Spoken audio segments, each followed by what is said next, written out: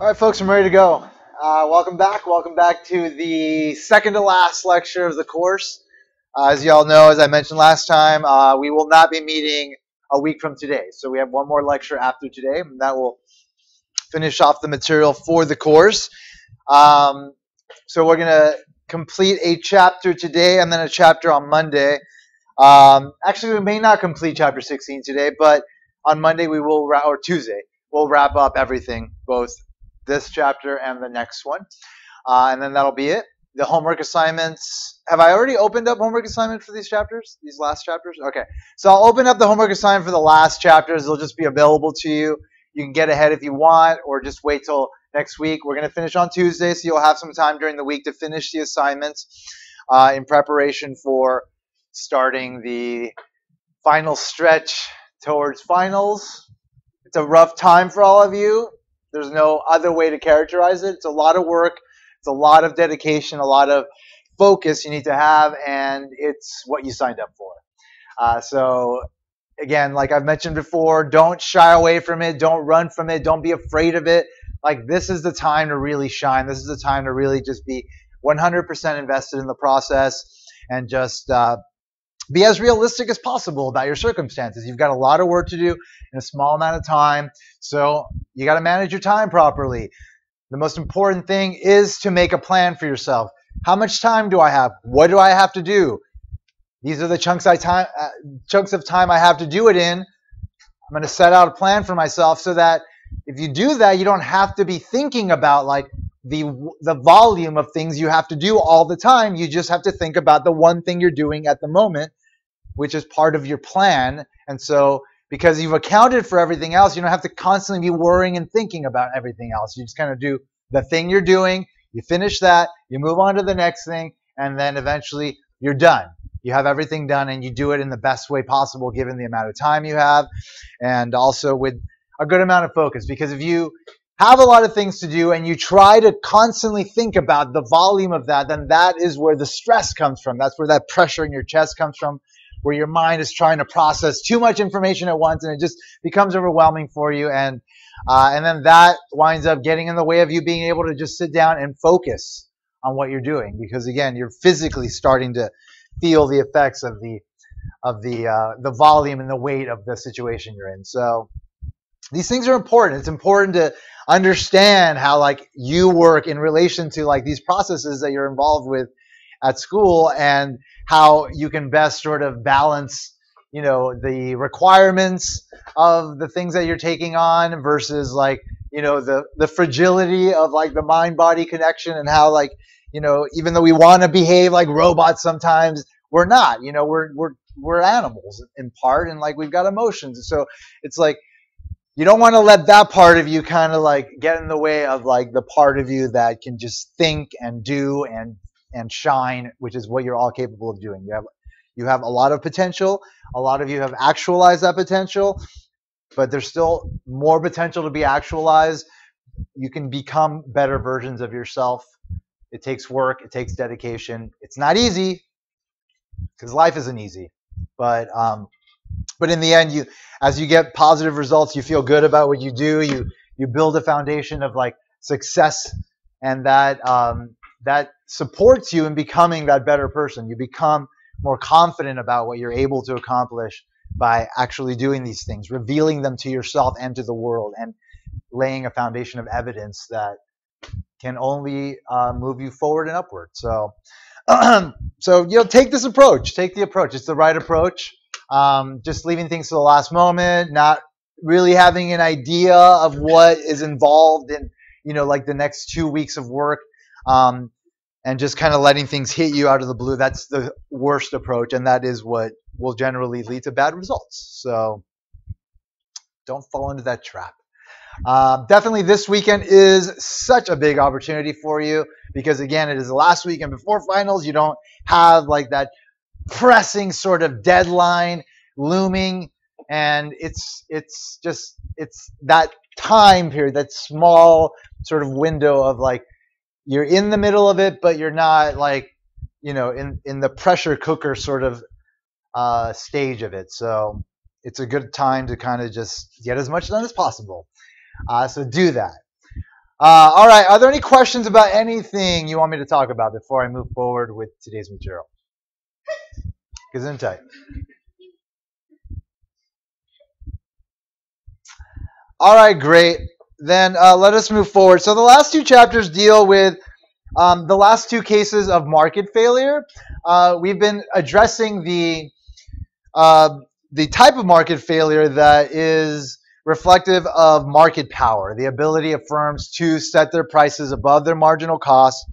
And again, that is something that has been the continuing theme in each of the contexts that we've been studying optimal decision making in since the last exam. So prior to that exam, we looked at perfect competition, in which markets are as efficient as possible, prices are set at marginal cost, firms are not causing deadweight loss by enacting their market power. But obviously that's not the perfect world. In the real world, we live in a situation where there's a variety of different types of markets that firms can operate in. And in those markets, conditions, generally barriers to entry, will create market power, but also the ability to set your product apart from other competitors' products will also create that market power.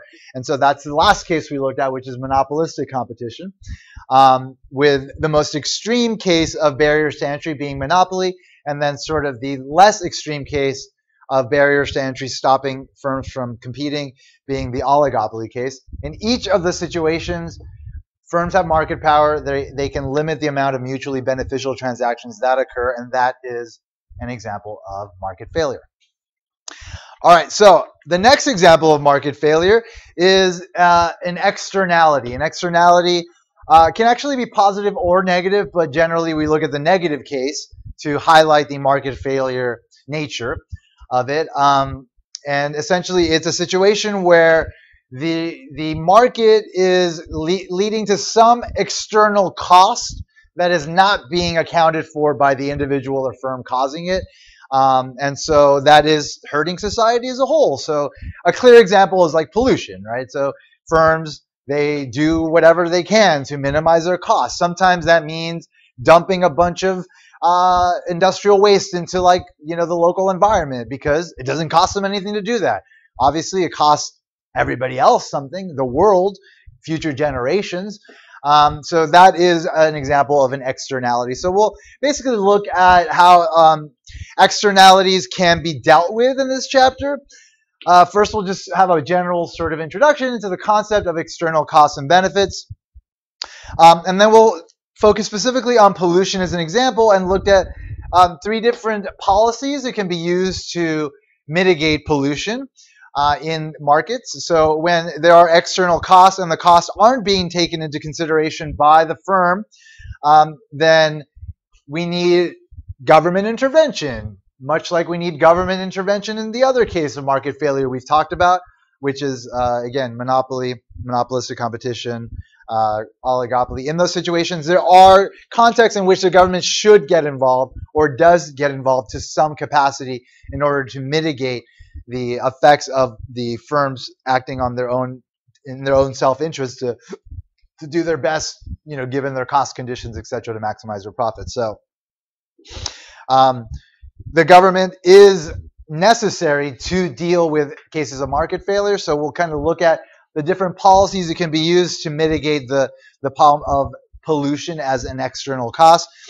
And then we'll look at positive externalities, but that might be the section that we cover on Tuesday, in which instead of there being an external cost, there's an external benefit to some transaction, either enacted by an individual or a firm.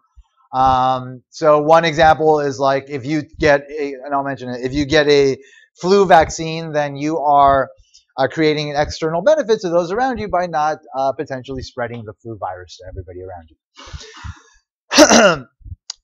All right, and then on Tuesday, the final chapter deals with what's called a public good. So there's certain goods that cannot be rationed in the way that markets ration them normally, in the way that we've been studying. Goods have the goods that we've been talking about are now revealed to be called private goods.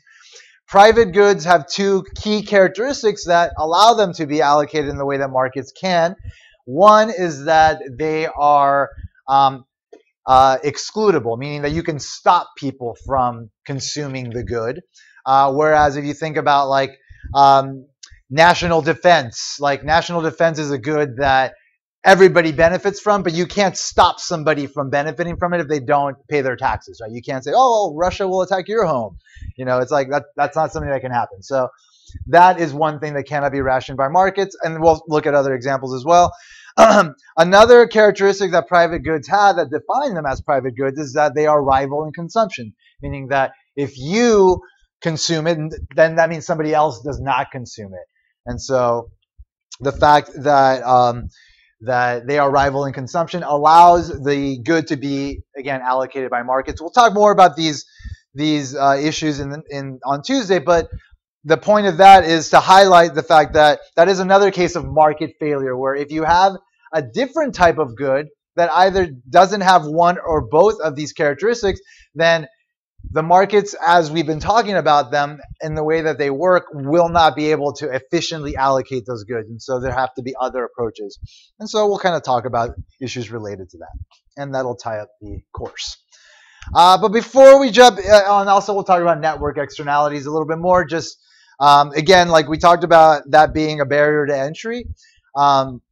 When you have a good that people value more than others, and so that creates more value to the good. The more people sort of gravitate towards it versus something else, like with Microsoft, where Windows is the one people choose to use, even though you could have a bunch of other companies come up with operating systems to compete against Microsoft. The fact that nobody uses anything but Microsoft Windows, unless they're using an Apple computer, that would stop other firms from being successful and being able to get big enough with a customer base to be able to operate. So we'll talk about how, like, the fact that that people use, like a lot of people choose to use a particular type of good, how that is also sort of a form of an external benefit to, obviously, in the case of a firm like a monopolist maybe, to be able to just be the sole provider of a good.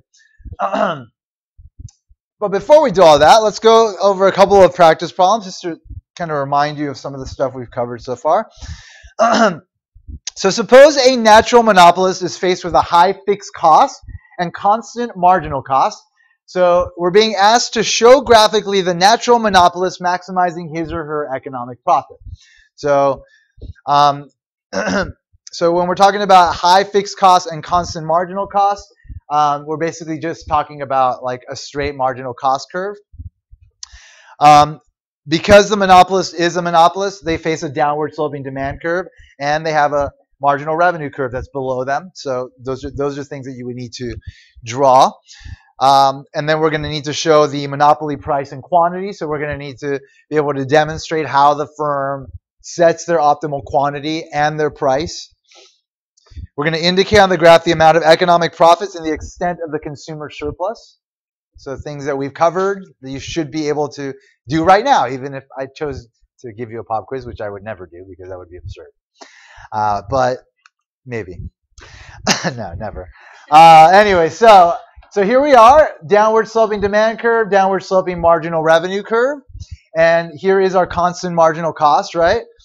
What is the condition that a monopolist uses to set their optimal output level? How much they're going to sell.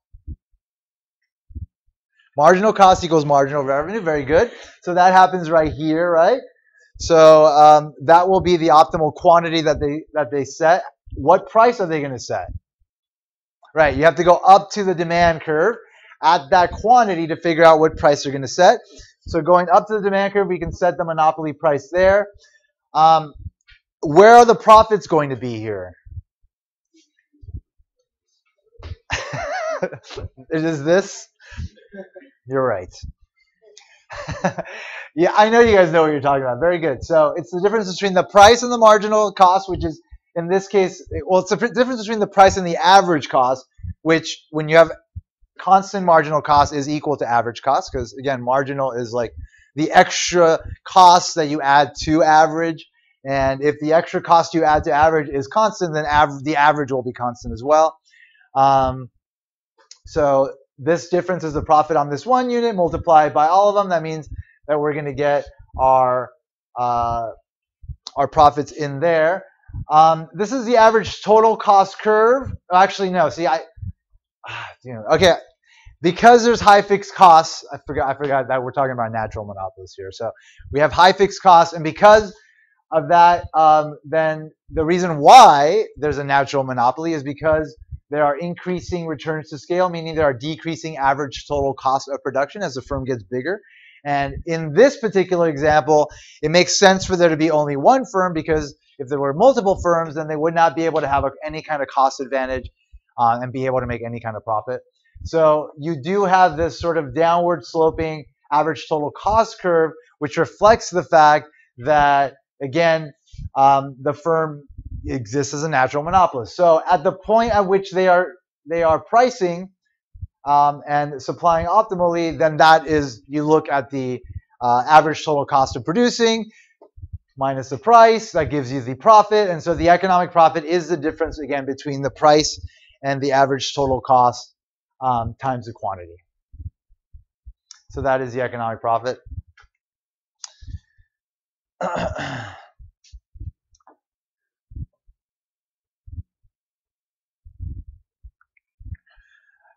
All right.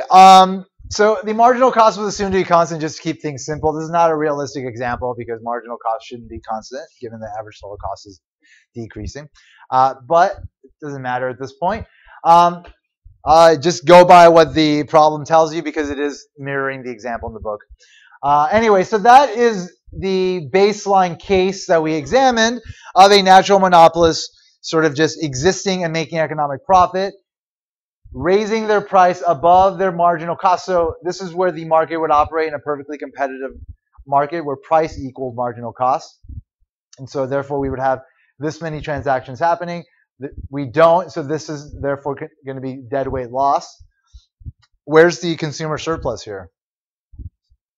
It's this triangle above the economic profit, right? So it's above the price being set and below the demand curve. So this is the consumer surplus that does exist in the market. Very good. All right. Part B, suppose the natural monopolist is regulated to set a price that equals the average total cost. Show the regulated monopoly price and the regulated monopoly quantity in a new graph. So we're going to identify how much economic profits are. We're going to show the extent of consumer surplus. So we're going to look at a new graph here. So again, they would set their price. So this is a new graph, by the way. All the cost conditions are the same. The regulated price is going to be set here. So therefore, this will be the quantity that they will wind up supplying. And again, the government is going to choose to set price equal to average total cost or above it as a way of allowing those extra transactions to occur that wouldn't occur if the monopolist was allowed to do their own thing and just choose the price that maximizes their profits. But because it's a natural monopoly situation, then the government has to step in and say, well, we're letting you be the only company because that's the only thing that makes sense, but you cannot reap those monopoly profits. So again, the regulation would state, we're going to set your price equal to average total cost. So this is the amount of transactions that would occur. When price equals average total cost, that means that there are zero economic profits. And we know that if this is the price, this is the demand curve, then this is going to be our consumer surplus.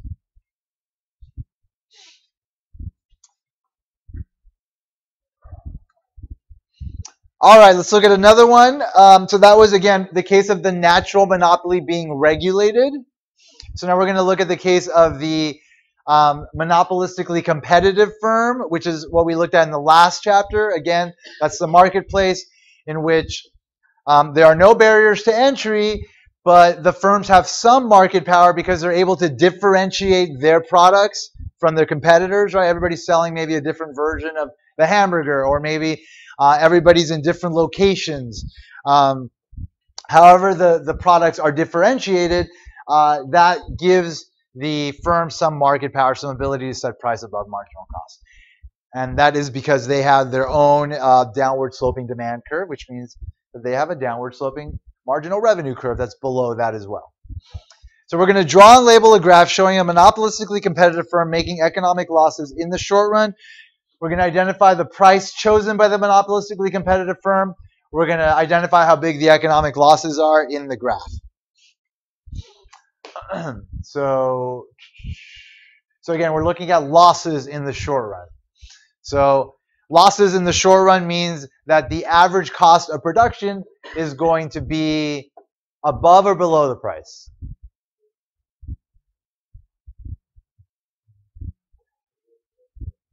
If there's economic losses, then the average total cost of producing will be above or below the price.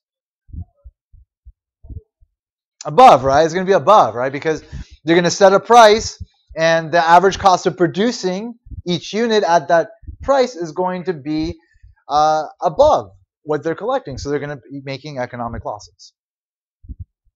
All right. All right, so monopolistically competitive firm.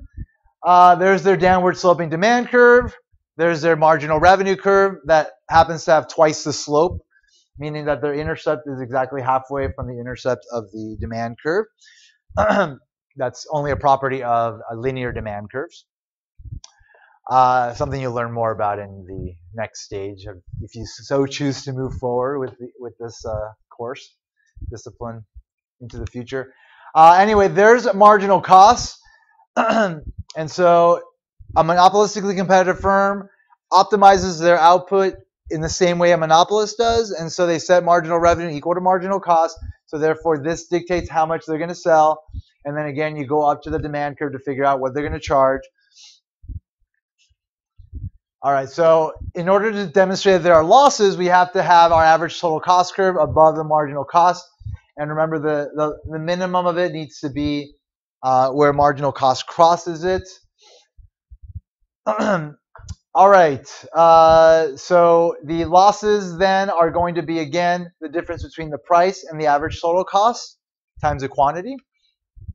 So there's our average total cost of producing, and there's our economic losses. Depending on whether or not their average variable cost is either below or above the price. In the short run. In the long run, they'll get out. What is the price chosen by a monopolistically competitive firm? Well, we saw that. It's PM. How big are the economic losses? We saw that. All right. So part B, draw and label a graph showing a monopolistically competitive firm in long-run equilibrium. So now it's long-run equilibrium. Remember, we talked about this in last class, that there's entry and exit in a monopolistically competitive firm. So if there are losses or profits being made in the short run, those will be eroded in the long run. So again, there are losses here. That means that firms are going to exit the market in the long run, which means that the existing firms, they're going to have their demand curve shift to the right, because at any given price, people are going to demand more of their goods because now there's less substitutes available.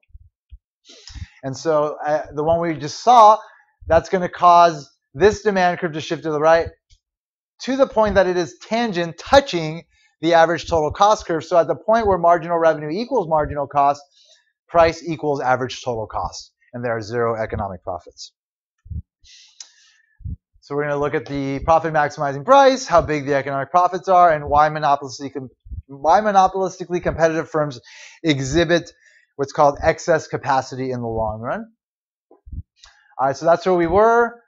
So again, demand will shift to the right because, again, firms will exit the market, and so the firms that remain in the market are going to have more customers buying from them. So demand will increase. Again, up to the point where the price is equal to average total cost. There's our marginal revenue. There's our marginal cost. There's the optimal output in the long run. Profit maximizing price, again, you go up to the demand curve, and in this case, it happens to be tangent touching the average total cost curve, which means there's zero economic profits. So that's the answer to that part there. And what does it mean for these monopolistically competitive firms to exhibit excess capacity?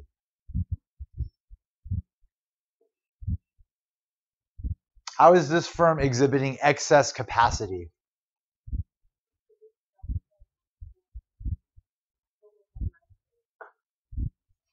That is exactly right. No, you're right.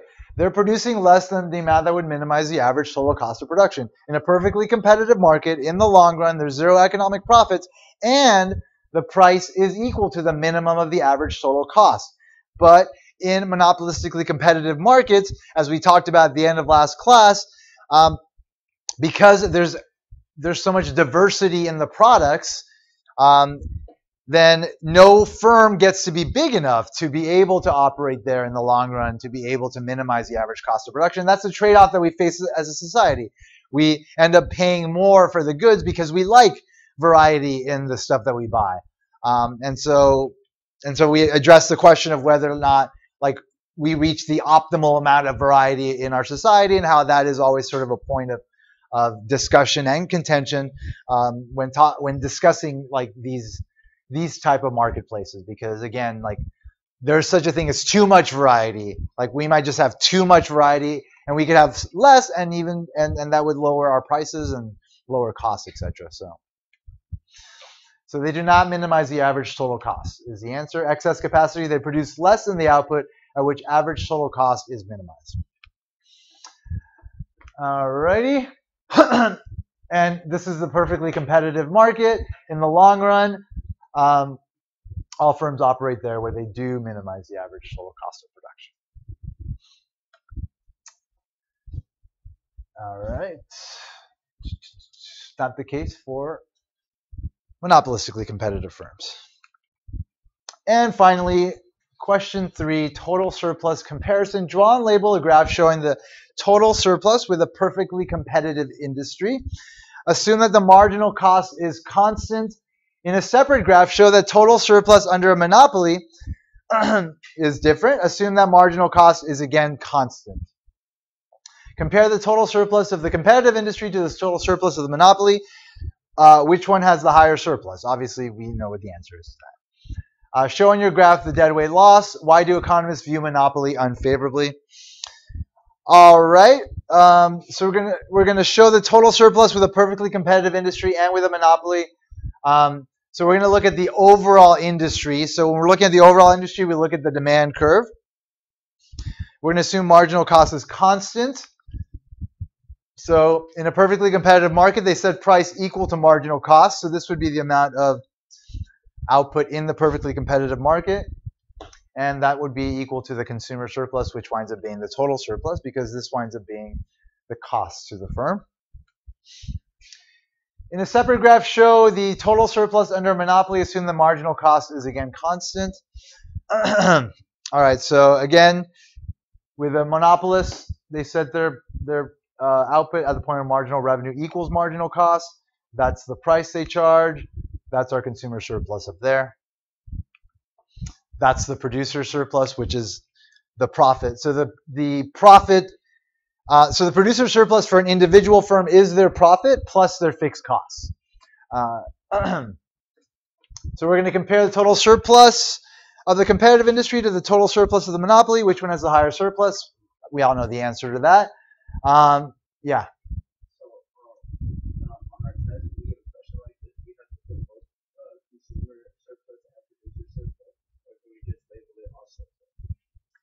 I would not care too much if you labeled it all surplus, but I would want you to identify consumer surplus specifically, though. And just be specific. Be specific. Always be specific, or else I'm going to assume that you don't know what you're doing. Yeah. Don't take shortcuts unless you're in an advanced course and it's evident that you know what you're doing. Yeah. Anyway, so that's our producer surplus, and where's the deadweight loss here? Over here, right? This is the deadweight loss. All right, so here's the comparison of our surpluses, and we're going to show the deadweight loss, which is right there. Again, the loss in surplus that would occur if these people were able to buy the good at the lower price, which they're not able to because the monopolist won't let them.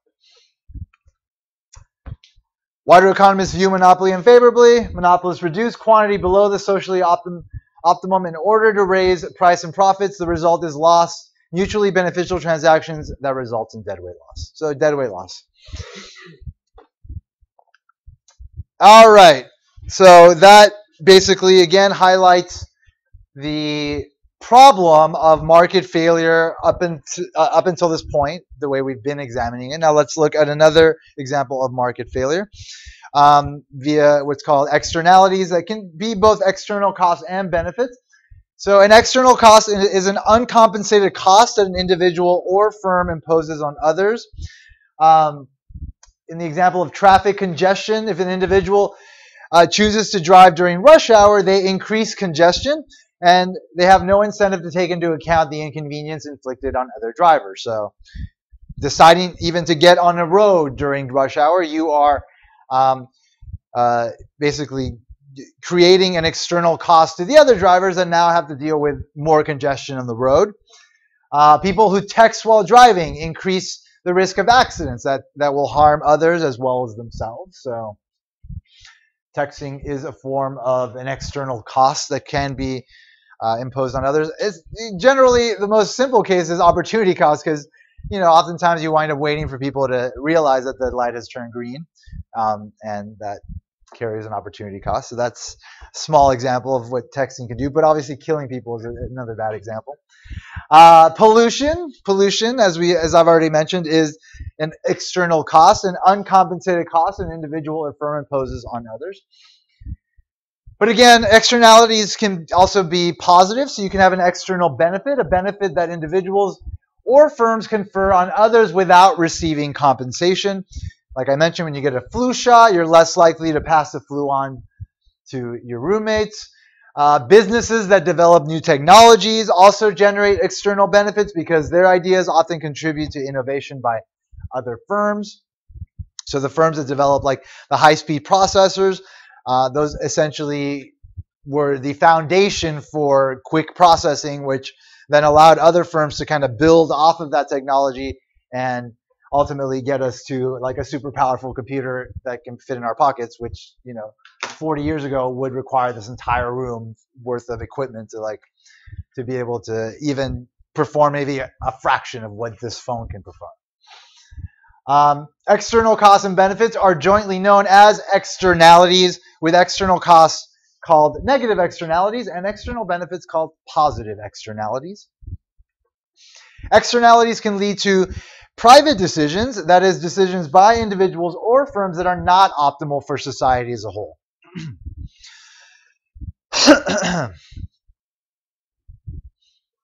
All right, so let's look at the example of pollution as an external cost.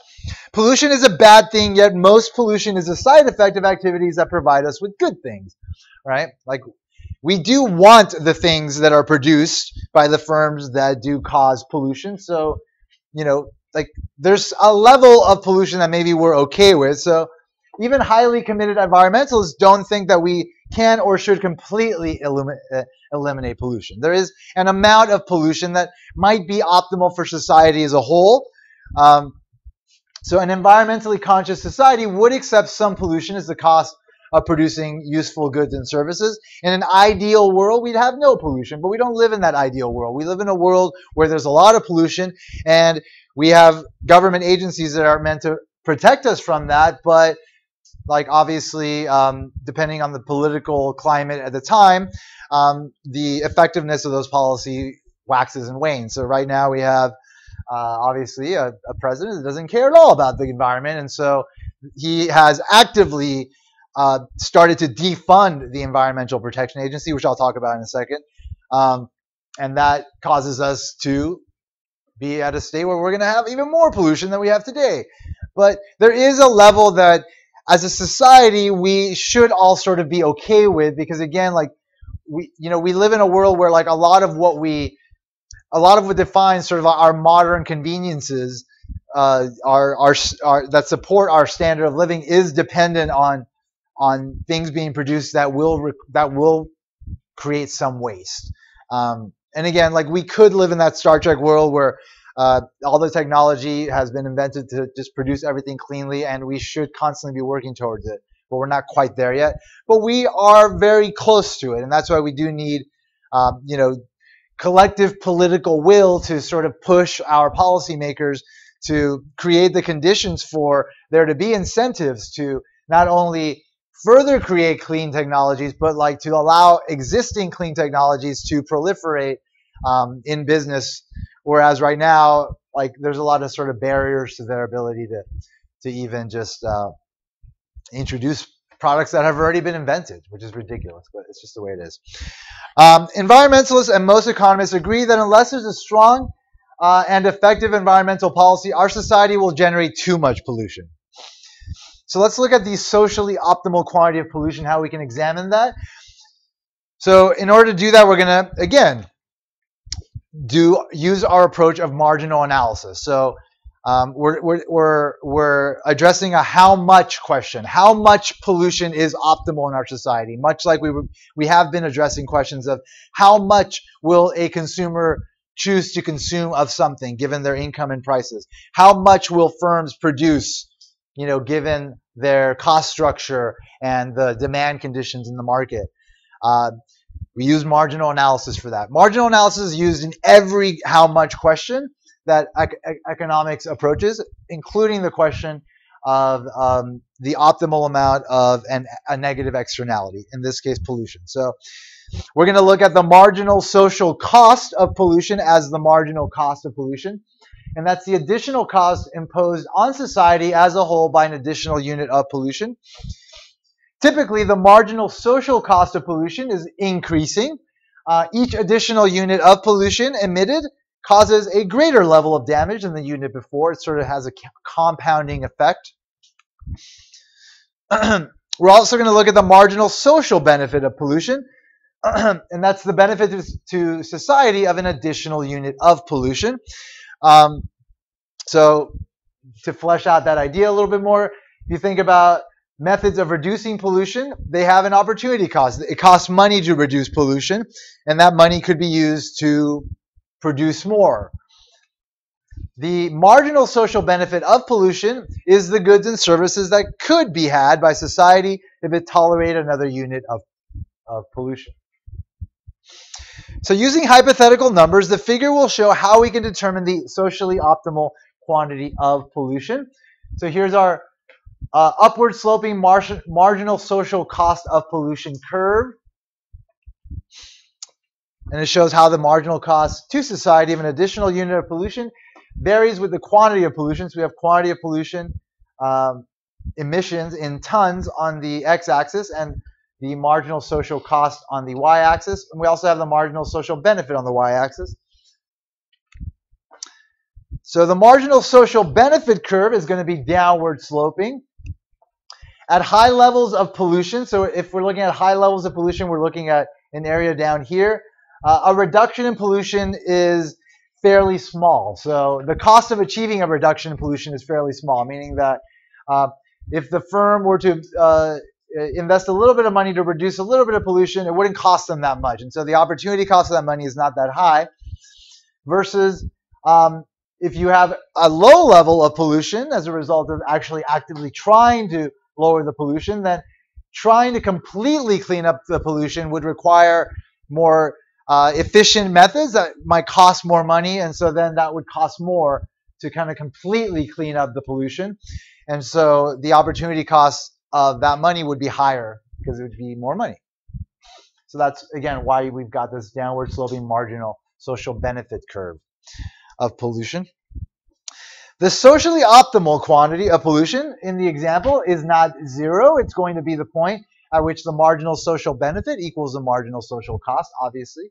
Pretty simple to think about. Any point over here, the marginal social benefit exceeds the marginal social cost, and so firms pollute a little bit more. But then beyond that point, as far as society goes, the marginal social cost exceeds the marginal social benefit. But that is not the result that we would get if we simply left the world to make its own decisions without any kind of government intervention.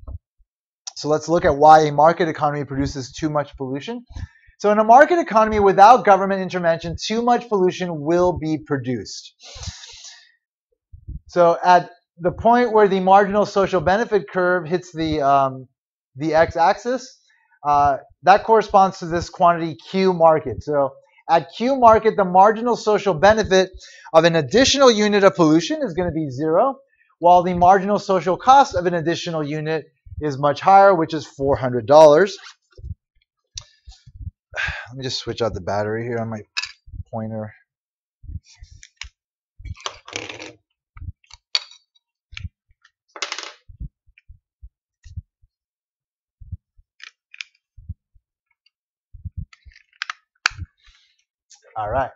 All right, so again, down here, this is at this point, like basically cleaning up 1 unit of pollution would basically cost the firm nothing. So for the firm, and therefore they would have no extra benefit from that money. And so the marginal social benefit is basically 0 to the firm of cleaning pollution down here. But we see how the cost is really high up here. At that level to society, let's say it's $400. Again, the numbers are just arbitrarily chosen just to demonstrate the fact that there is a disconnect between the benefit and the cost. So consider what the polluter would do if he found himself emitting, let's say, at the optimal level. So let's say somehow you were able to convince the polluter, well, this is the amount society is willing to tolerate. The polluter would realize, being there, that if he increases his emissions of pollution by moving down the marginal social benefit curve from Q up to QH, he would gain $100. So again, like by not cleaning up this amount of pollution, that means he doesn't have to spend that $100, that difference between the amount he would spend at the socially optimal level and the amount he would spend at this QH level. So there is a benefit to the firm, left to their own devices, to produce more pollution, because again, like they benefit from it and they don't have to deal with the cost personally. So the gain comes from using less expensive but high emission production techniques. At QH, he notices that if he increases his emissions from QH to Q market, he would gain another $100 as he moves down the marginal benefit curve yet again. At Q market, he gains nothing by using yet cheaper and dirtier production techniques and emitting more pollution. So that's the point at which the firm would produce pollution, given, again, that they don't have to adhere to any kind of pressure in whatever way that would manifest via society, via our institutions that are meant to protect society. All right, so the marginal social cost of pollution, as we see, far exceeds the marginal social benefit of pollution at that level, which is what would result in the marketplace if it's left to its own devices.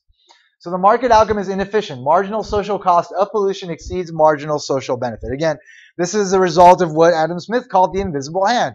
You get these basically the more right-wing thinking economists, which are free market economists, that say, leave markets to do their own thing. Government should not be involved at all. But market failure tells us otherwise.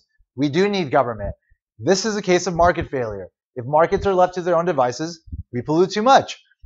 In a second, I'll talk about the EPA and how that came to be or whatever. But 30 years ago, 40 years ago in LA, we had this dark cloud of just pollution, smog constantly hovering over the city. And you see that now in China, in some of the bigger cities like Beijing, where they've had this big sort of industrial evolution due to the fact that they've started to grow at a modern level, because they've adapted a lot of the production techniques that we in the more advanced countries have developed.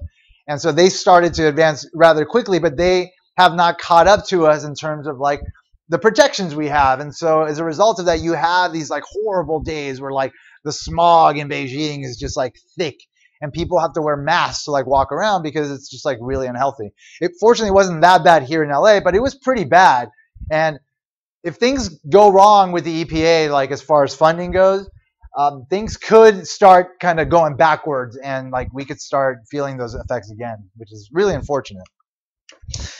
Anyway, the outcome is inefficient since the mutually beneficial trade is being missed. There's a mutually beneficial trade that is being missed here, meaning that because society incurs this extra cost, they would likely be willing to pay the polluter to avoid the extra cost by compensating them for the amount that they would have to spend on pollution, but there's no real way of getting that resolved. So at that Q market amount, by reducing the quantity of pollution by 1 unit, the total social cost of pollution falls by $400, but the total social benefit falls by virtually zero. So at Q market, society would be willing to pay the polluter up to $400 not to emit the last unit of pollution, and the polluter would be willing to accept their offer since that last unit gains him virtually nothing. Since there's no means in this market economy for the transaction to take place, an inefficient outcome occurs. All right, so before we address the government policies that are meant to mitigate the problems of pollution, let's examine private solutions to externalities. So in an influential 1960s article, the economist and Nobel laureate Ronald Coase pointed out that in an ideal world, the private sector could indeed solve the problem of inefficiency caused by externalities. That again, given certain conditions, the market could solve these problems on its own without government intervention. So based on what the Coase theorem says, even in the presence of externalities, an economy can always reach an efficient solution provided that the costs of making a deal are sufficiently low. As long as the ability to make that deal is present and it doesn't cost a lot to do so, then Coase's claim is that we will be able to handle these problems without there being a need for the government to get involved. So when he talks about the cost of making a deal, he's talking about what are called transaction costs, which are the costs of making a deal. They can include the high cost of communication, which carries an opportunity cost. They can include the high cost of making legally binding and timely agreements, which involves opportunity cost of time, but it also involves paying lawyers. And depending on the situation, if there's a lot of contingencies to consider, a lot of possibilities that might occur in the course of a transaction that might persist throughout time, those contracts can get really complicated, and lawyers are really expensive. So therefore, transaction costs are generally going to be existent, and they are generally going to be high. But if Coase is right, and let's say the private sector were to be able to deal with these kind of externalities on its own, then we say that they are internalizing the externalities. So when individuals take externalities into account when making decisions, economists say that they internalize the externality. All right, so that again is sort of like the response on behalf of like free market economists. Like the Coase theorem is basically meant to say, well, we can do this, but Coase himself did acknowledge that there are transaction costs, and therefore it is not always the logical conclusion that the private market will solve these problems, and therefore, these things will happen. So the world that we live in is not a fabrication, it's a reality. There is pollution. The private sector is not able to solve the problem on its own.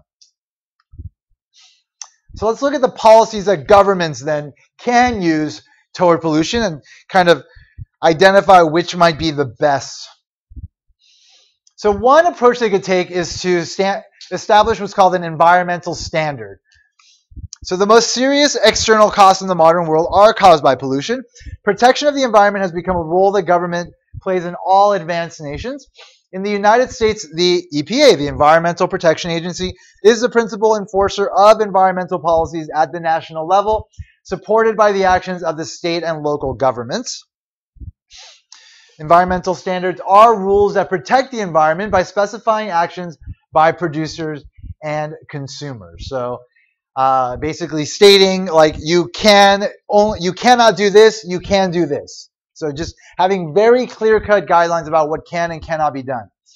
Environmental standards came into widespread use in the 60s and 70s, and they have had considerable success in reducing pollution. So this is in large part why we've managed to get rid of like this severe smog problem that we had in LA. The United States passed the Clean Air Act in 1970. As a result of that, overall emission of pollutants into the air has fallen by more than a third, while the population has grown by a third, and the size of the economy has more than doubled. So we've made a lot of progress, given, again, like the fact that there were these other factors that could have led to even more pollution. But because we were very, very precise and very assertive with our government, our institutions that are meant to protect us, we managed to actually make the world a little bit better than it would have been. All right, so that's one approach they can take, is an environmental standard. Another approach they can take is to charge an emission tax. Emission taxes are taxes that depend on the amount of pollution a firm emits. So at the optimal level, again, this is the level at which society would be willing to tolerate pollution. The socially optimal quantity of pollution, which is Q op, at that point, the marginal social benefit and the marginal social cost of an additional unit of pollution is equal to $200. In the absence of government intervention, polluters will push pollution up to the Q market quantity, as I mentioned earlier. So the way to get them to be at that socially optimal level is this. So if polluters are required to pay a tax of $200, thereby internalizing the cost of that pollution, basically making it a cost that they have to take into account, they now face a marginal cost of $200 per unit and have an incentive to reduce their emissions to the Q optimal level, the socially optimal quantity. So at this level, they essentially are at the point where they would have been down here without the tax, where, again, the marginal social cost is $400 and here it's $0. Here it's $200. So by charging them those $200, then we're essentially getting them to this point where, like, their marginal social benefit is equal to their own marginal cost, which is the emissions tax they have to pay. And therefore, for them, it becomes optimal to be at that level. So this illustrates a general result. An emission tax equal to the marginal social cost at the socially optimal quantity of pollution induces polluters to internalize the externality. In general, taxes designed to reduce external costs are known as Pigouvian taxes. And that's, of course, named after a guy. His name is A.C. Pigou, an economist, who emphasized their usefulness in the classic 1920 book, The Economics of Welfare. So the main concern is that in practice, government officials usually aren't sure how high the tax should be set. So this is like obviously a very abstract framework to kind of help us analyze the situation and identify a solution, which in this case is the Pigouvian tax on pollution. But in the end, like, what is this amount? You know, like, what is this tax? Like, how do we calculate the benefits and the costs? Like, how do we make that tangible in a way that we can actually pinpoint the right amount? And so that is what becomes problematic. So then another option is to use what's called a tradable emissions permit. Tradable emissions permits are licenses to emit limited quantities of pollutants that can be bought and sold by polluters. So they're basically just like, again, like rights to pollute that are traded. Firms that pollute typically have different costs of reducing pollution. Regulators begin the system by issuing polluters with permits to pollute based on some formula. So for example, 50% of a given firm's historical level of emissions might be sort of the basis that they use. Firms that have the right to trade permits amongst themselves, firms then have the right to trade permits amongst themselves. So once it's been established how many permits each firm should get, then they have a right to trade amongst themselves. Those with the lowest cost of reducing pollution will reduce their pollution the most, while those with the highest cost of reducing pollution will reduce their pollution the least. Just like emissions taxes, tradable emissions permits provide polluters with an incentive to take the marginal social cost of pollution into account, essentially to internalize the externality. Suppose that the market price of a permit to emit 1 unit of pollution is $200.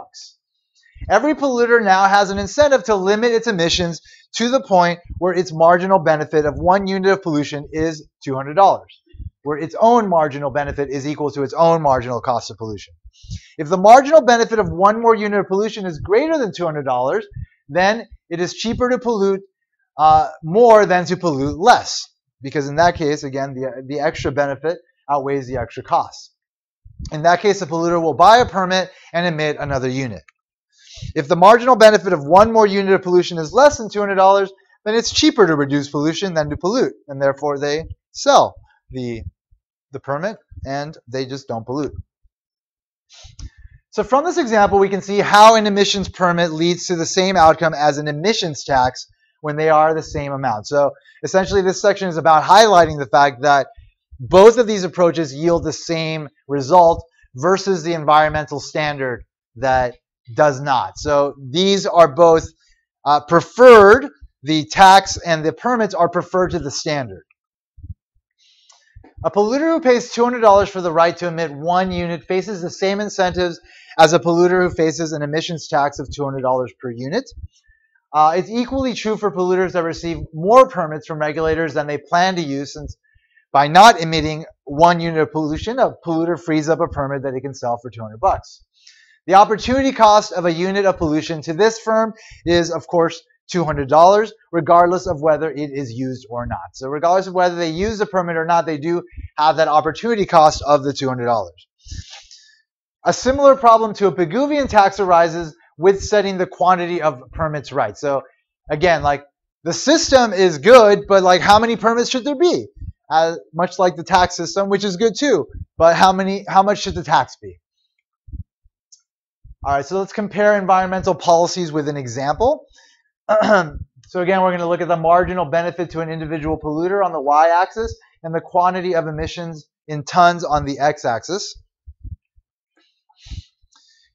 All right, so the figure shows a hypothetical industry consisting of only 2 plants, plant A and plant B. So plant A uses newer technology, giving it has a lower cost of pollution reduction. And plant B uses older technology and has a higher cost of pollution reduction. So let's say they were both over here at 400. Then to pollute less would mean that this firm needs to pay more because their technology to clean the pollution is more expensive than this pollution down here. So that's the case for the firm overall. So this firm can clean up pollution cheaper than this firm can clean up pollution.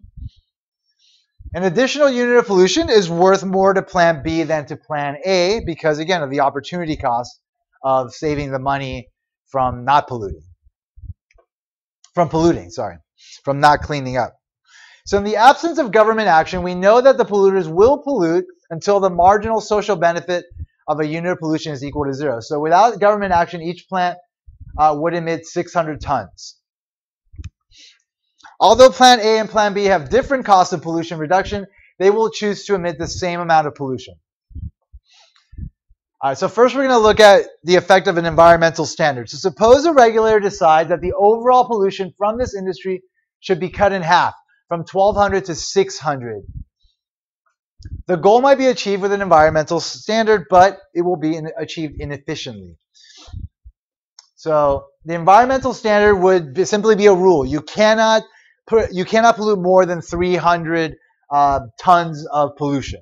And therefore, it would apply the same to both firms, not taking into consideration that one firm can clean up pollution in a cheaper way than the one that has the more expensive cost of pollution cleanup.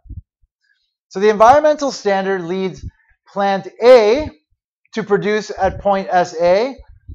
So again, they wind up here polluting this much, where the marginal social benefit to it is equal to 150, meaning that, again, if they were to pollute one more unit, it would cost them, they would save $150 in cleaning up, versus Plant B, which would produce here, where its marginal benefit of pollution is twice as high, 300, where, again, if they were to pollute one more unit, then they would save $300 versus 150.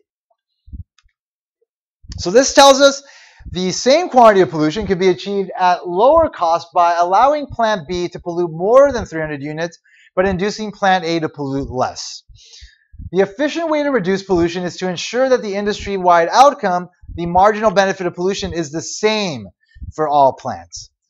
An emissions tax can achieve exactly that result. So that's That's the first point to be made here, is that an environmental standard does not work because in the end, the marginal social benefits to each one polluting additional units is different. So assume that both Plant A and Plant B pay an emissions tax of, let's say, $200 per unit. All right. So if we set the emissions tax at $200 per unit, then again, they're going to pollute at the point where the marginal social benefit is equal to their own now marginal cost of polluting, which is $200 a unit. So Plant A will produce 200 tons of pollution, and Plant B will produce 400 tons of pollution. So total pollution of 600 units is the same as under the environmental standard, but we have total surplus that is higher because, again, each one gets to have the pollution, the opportunity cost of the pollution be the same of cleaning up the solution, the opportunity cost of cleaning up the pollution is the same for them here versus here where this one has a higher opportunity cost than this one, and therefore those resources could be used more efficiently to produce things, and you can wind up with greater output by having the firms pollute in this way versus this way. So Plant A reduces more since it has a lower cost. So again, it has a lower cost, so it would pollute here. Again, if they were to pollute extra units here, then the extra benefit they would gain from polluting extra units would be less than the cost, which is the emissions tax they have to pay, and therefore it's not worth it to them. But it is worth it to this firm to do so because the extra cost is going to be less than the benefit of polluting more, because again, if they pollute more, it's going to cost them in this case around roughly, I don't know, maybe $300-400 per unit. If they try to clean up the pollution versus if they just pay the tax and are allowed to pollute, which will only cost them $200 a unit.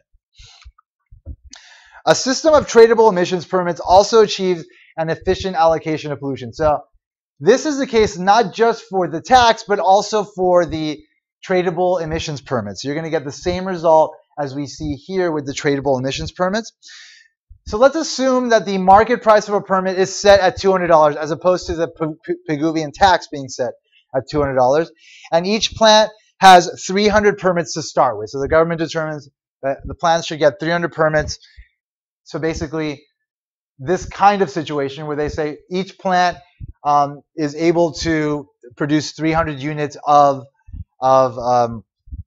pollution in order to achieve the government goal of cutting down pollution by 1/2.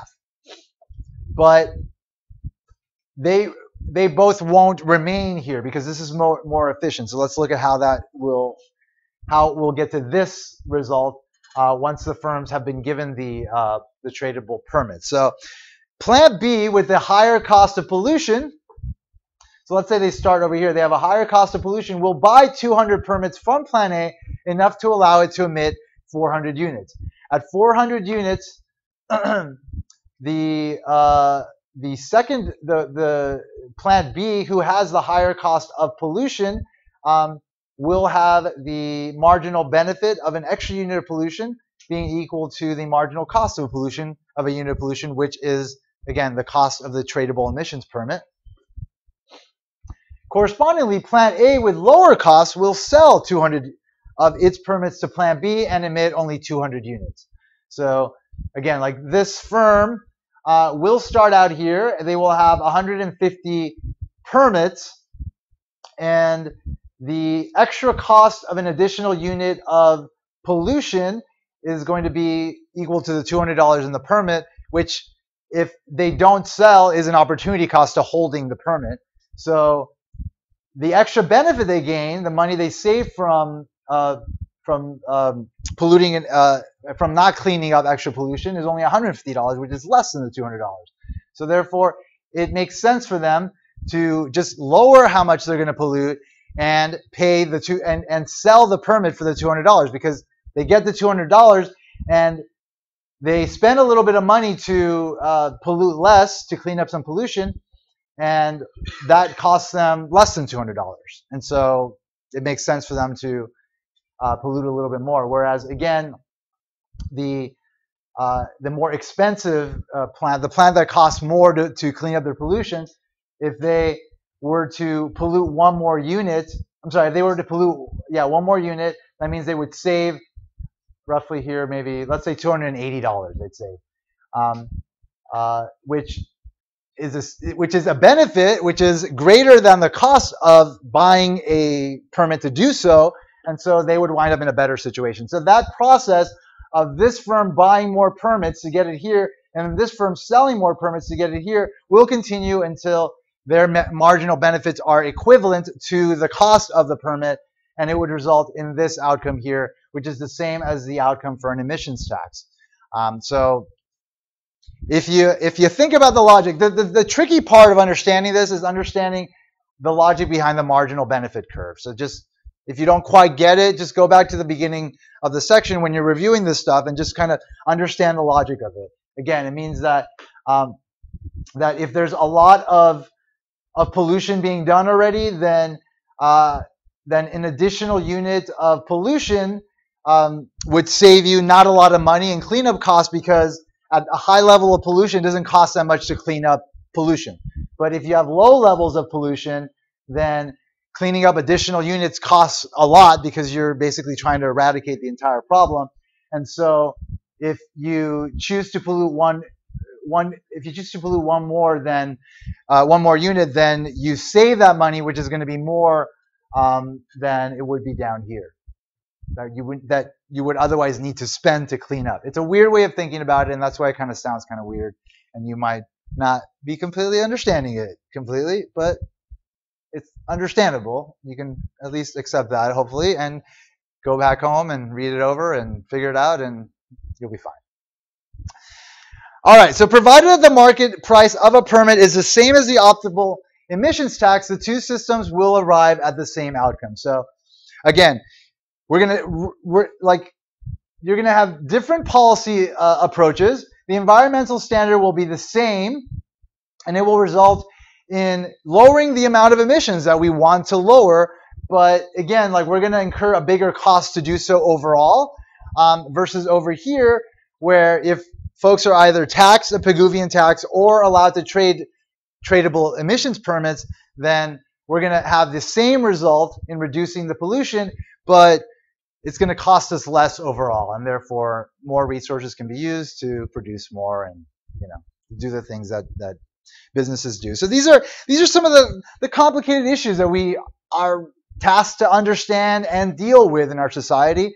There isn't always a clear-cut answer to how we should go about solving problems.